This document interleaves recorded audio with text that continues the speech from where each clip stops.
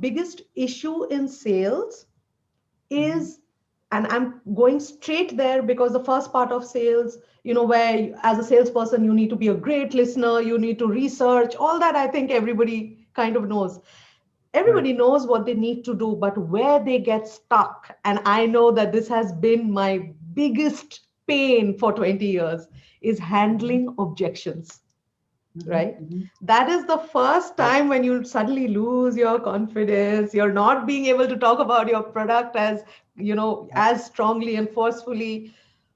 Can you give a few tips and hacks as to how to handle objections, the real thing that you need to do across the table? There is one piece of advice that I'd like to give all the listeners, and that's called the first rule of selling, right? And the first rule of selling is a great tool to handle objections.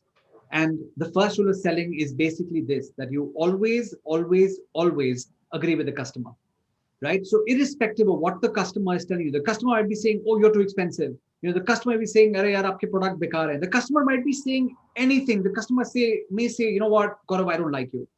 You don't get into an argument. You don't get into disagreement. You can't be saying, "Arey yaar, aapko hi महंगा लग रहा है, पूरी दुनिया खरीदती है." Because now it's like a fight. Okay, so when people fight, they move apart. When people agree, they come together. So even if someone's saying, you're expensive, you have to reply back saying, "I understand. I'm with you. I get it." So you start with agreement, and then you move forward in terms of putting your own follow up argument to that, as it may be, and you can give your justification and all that.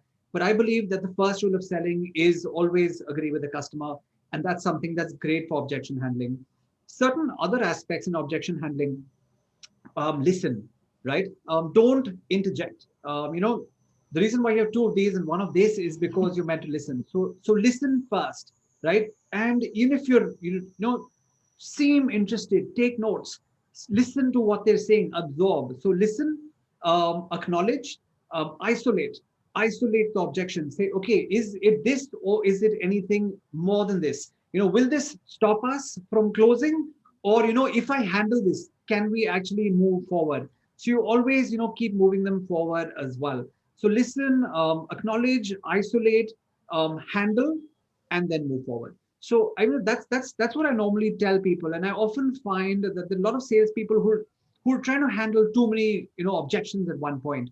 Take one, handle it, address it, say, are we sorted, and can we really move forward? And often they say, don't give too much importance to one objection. um, I think a lot of objections that people get is around price, right? And there is a lot that can be said, even on price. But I think what people need to realize that price is not the issue, right?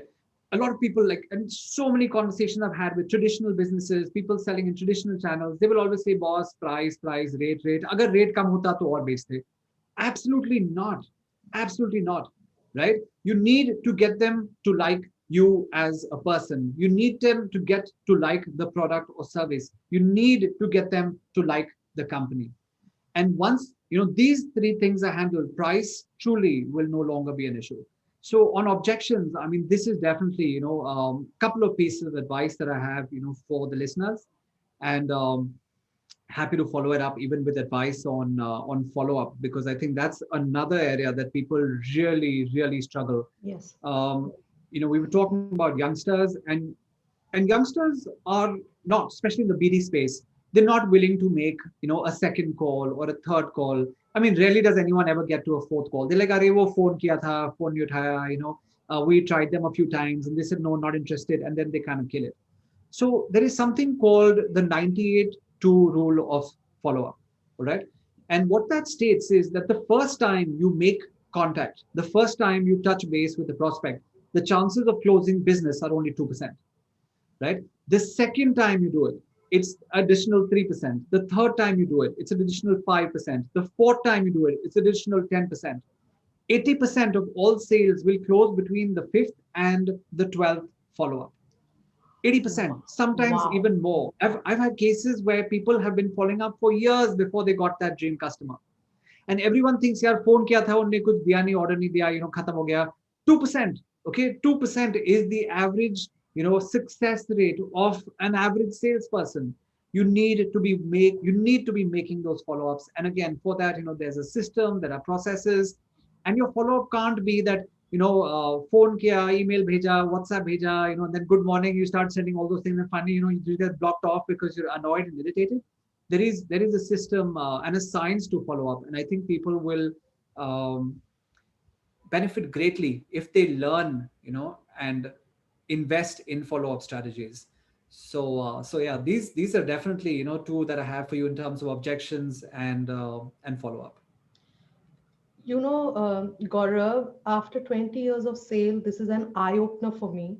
I didn't know that there was a science behind the follow up. As salespeople, the only thing we knew is we follow up till we get the deal or till we block it off. But the fact that you need to do a minimum of 6 to 7 follow ups, and it could go up to 12 to try and Yeah. convert a customer, and your chances are so less before your sixth follow up. I honestly, even after, like I said, after 20 years of sales, I didn't know that. And it's a great takeaway for even entrepreneurs. I mean, you did speak about teams of entrepreneurs. Yeah.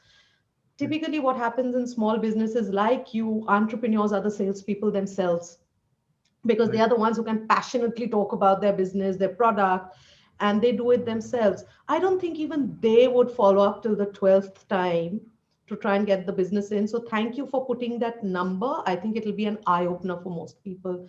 Now, what you did mention is that there are a few strategies, and I know for you it'll probably be a full day session as to what a Mhm. follow up strategy is. But if you could share maybe 2 or 3 tips from the follow up strategies in single sentences, it will help our entrepreneur listeners.